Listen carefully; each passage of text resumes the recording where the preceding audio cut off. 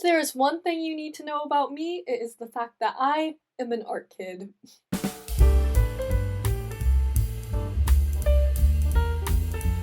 So yeah, if you take one look at my channel so far, you can tell that I like to sew, but fun fact, the sewing came a bit later into my my artistic journey, I guess, because for as long as I can remember, I've always loved art.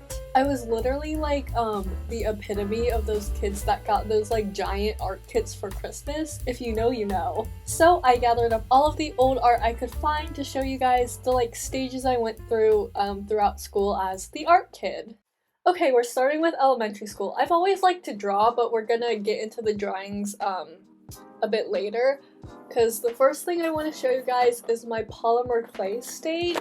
I'll put a better video next to me here. This is all I could find of my polymer clay stuff. These pieces are really fun because I remember when I was making them, I thought I like ate. I thought they were so realistic. I'm just gonna show you some of my favorites. I have this little rainbow cake with a slice cut out of it. Thought this was the best thing ever. I do really like this still. I made a little sushi plate. Of course I lost the chopstick and the wasabi, but I like the little ginger roll. I think it's really cute. And then this series, I was obsessed with the spirit animals books. They were all written by different authors. But I made the different animals. So I made the wolf. I forget their names, like, to be honest. I made the wolf here, the little leopard, or jaguar, I think it was a leopard. But she lost her tail, which is kind of sad.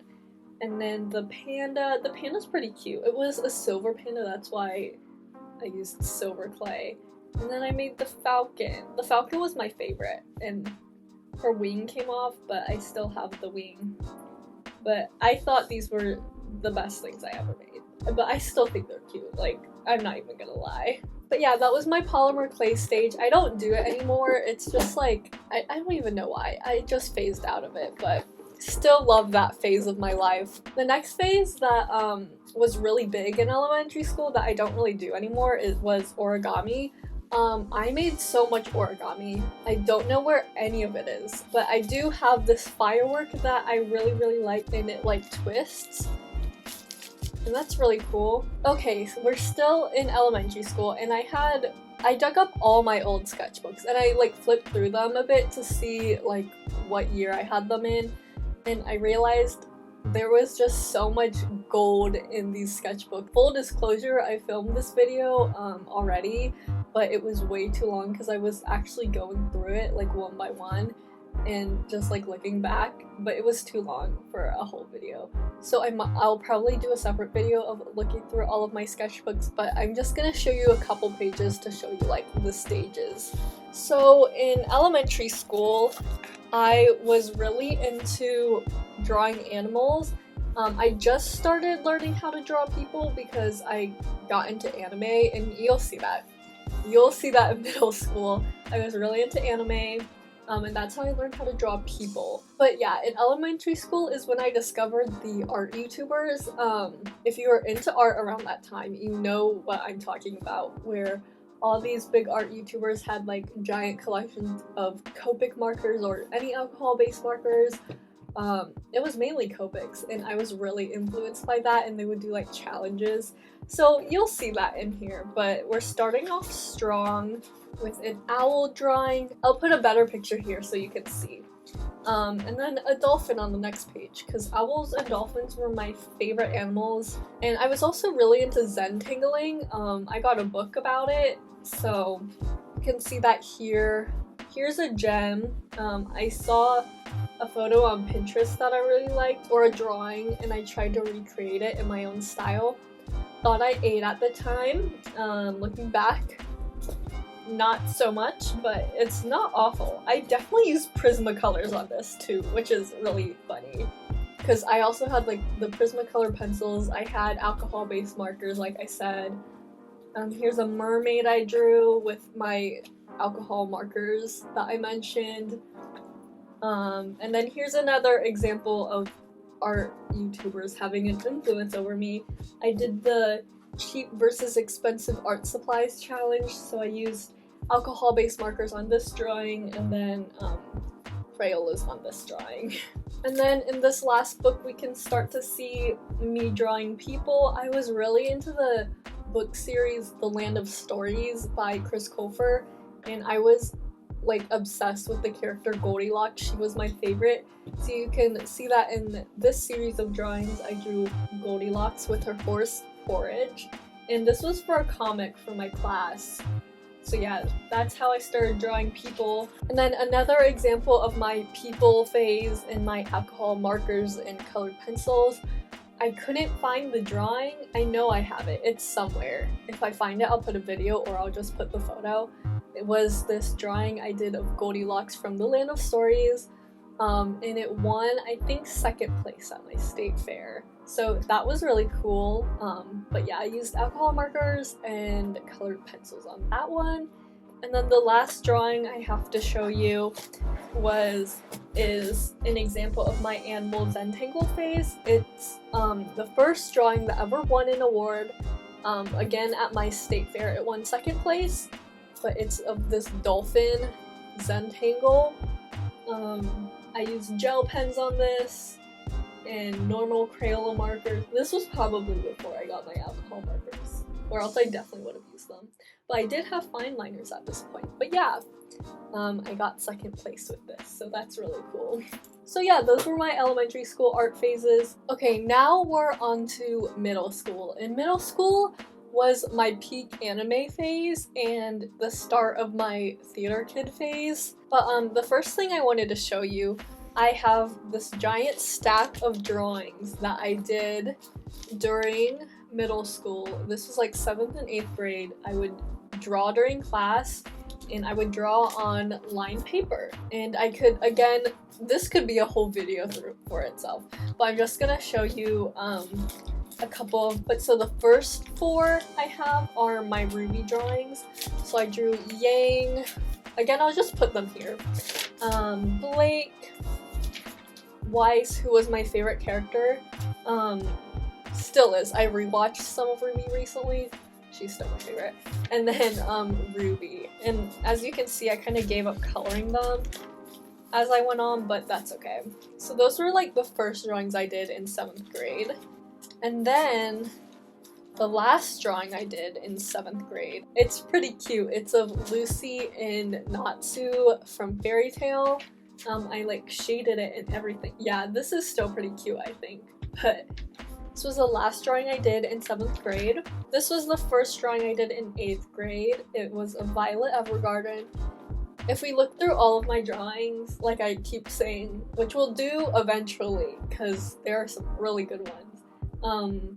Near the end of 7th grade, I did a lot of these just like face-on portraits of characters. So yeah, maybe this is why I struggled to draw noses and mouths today, because all I would literally do was like the anime style, which was like lines. The last drawing from 8th grade, I think this is super cute still. I drew Anne Boleyn from the musical 6, and this drawing still holds up. I think she's super cute. I still love this drawing. But here's another me using like my markers. I drew, oh my god, what's her name?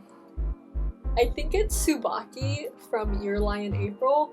This drawing holds up. The eyes are cute, the face isn't too bad.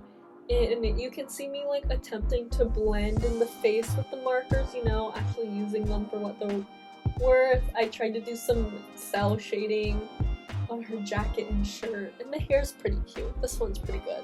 This is one of my better marker drawings because I have a lot of bad marker drawings. And then I wanted to show you another marker colored pencil drawing. I did this creepy doll for Halloween in 8th grade, and then I did the killer version on the next page. So that's cute. And then another phase I went through, which was inevitable, especially considering how much I love anime, was my cosplay phase. Anyway, we're just gonna get into it. I'm gonna show you some of my props first, because I also made props, which I am still impressed with myself to this day. The best prop I have ever made. Okay. Well, first I made Weiss's sword from Ruby, and I made it out of cardboard. I remade her sword, and that's what I have here. This is honestly, I'm impressed with myself. Like, this part's a bit messy, but like, I was in like 7th, 8th grade when I made this.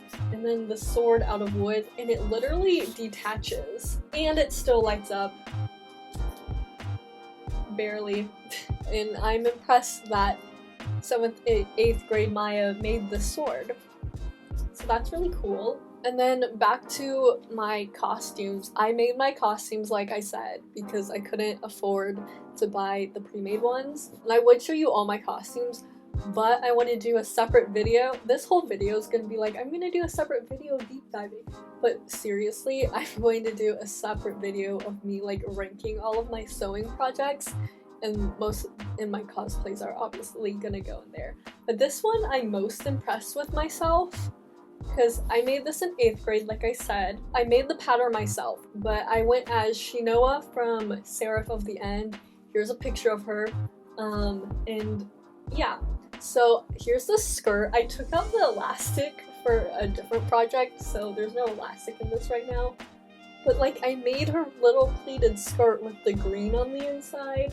Like, what the heck? This was probably like my 2nd or 3rd big sewing project ever. And then the jacket, like I said, I literally made the pattern myself. I have the pattern that I made. But here's the jacket. I put piping on this whole jacket. I sewed sleeves that like fit me pretty well. Like, I could raise my arms in this, which is like, and it's not stretchy fabric. It's like a suit fabric, and it's lined with literally a white sheet, but it's still lined. And I put in like belt loops and everything. And I sewed on a collar. I patterned this myself. Like, I'm impressed. I remember it took me like 4 attempts to get the sleeves right, because I couldn't understand the whole right sides together thing, but still. And like the sleeves, oh, that doesn't line up. But like this part lined up. Impressed. I will do a separate video of looking at my old costumes and all my sewing projects, because these were literally like some of my first. And I hope I still fit in this, because like I said, impressed with myself. And then my last phase is my digital art phase. I got, in I think 7th grade, I got my first drawing tablet. My first and only, because then I got an iPad. But it's a Wacom. They don't even make this anymore because it's so old. The cord is literally falling apart. It's taped together, and somehow it still works. So you literally just draw on here and it shows up on your screen. This tablet has seen me through 3 different computers, and that's when I started my digital art phase. I'll show you my very first drawing ever. This was on a program that came with the tablet, but I drew Toka from Tokyo Ghoul. Here's the drawing. Like, for my first digital drawing ever, and knowing where my drawing skills just in general were, this is not bad. The shading really needed somehow. Like, I like how I put in like barely any shadows and like only highlights. I think that's kind of funny. And I thought I ate with the blood. It's not bad, it's not bad. But yeah, that's my first drawing ever. And then some other gems. And one thing with my digital art, I could not find a style. But anyway, here's another drawing I did of Shiro from No Game No Life. I also cosplayed as her once, and I have the costume. But you'll have to wait to see that one. But anyway, I did Shiro from No Game No Life, like I said.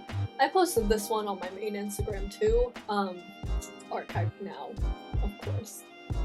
But yeah, I still really like this. I thought I ate with this skirt shading.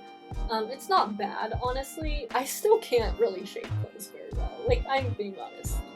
Still struggle with that. But the hair is really cute, I think.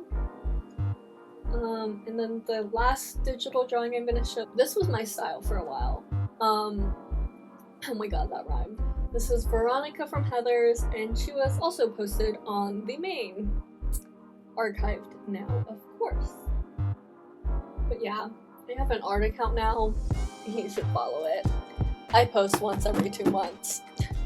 But yeah, that's a little look into my middle school art phases. Okay, so we're on to high school now, picking up where we left off with my digital art phase. So we're starting off strong with the Zodiac series I did.